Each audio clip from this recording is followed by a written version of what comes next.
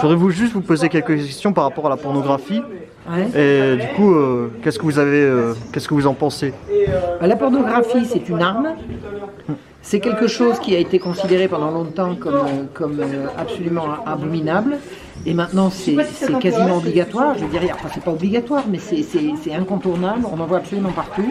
C'est un processus qui rend impuissant. C'est-à-dire que la pornographie transforme le sexe en satisfaction immédiate d'un désir fabriqué et faux, et qui mène qui ne peut se perpétuer que par le processus de toujours plus, toujours plus, toujours plus. Et c'est Judith Reisman qui m'a expliqué ça très bien. Elle me dit, le porno remplace le rapport amoureux.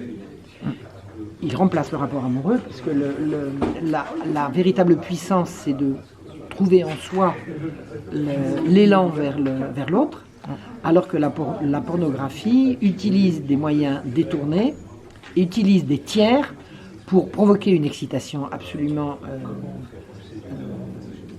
fausse, qui n'a pas de rapport avec la réalité de la personne qui est là. On se sert de la personne qui est là comme d'un réceptacle d'une excitation qui est venue d'ailleurs. Et le problème de la pornographie, c'est que pour que l'excitation perdure, il faut toujours plus. Ah oui. Donc la pornographie... C'est comme la drogue, hein. Exactement. C'est une forme de drogue. La pornographie commence faible et elle termine toujours, et là je cite Judith Reisman, sur le viol des enfants. La pornographie est le boulevard qui mène à la pédocriminalité. Ou alors vers d'autres, comme vers le sadomasochisme, ou vers d'autres... Le sadomasochisme mène à la pédocriminalité. La pédocriminalité, c'est la torture d'enfants. C'est la destruction des enfants.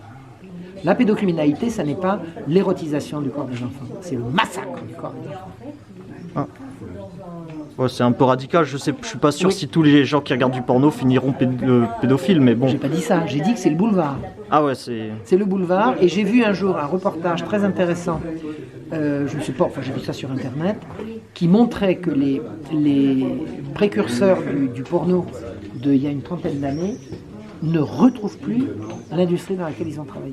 Ils ont dit c'est devenu abominable.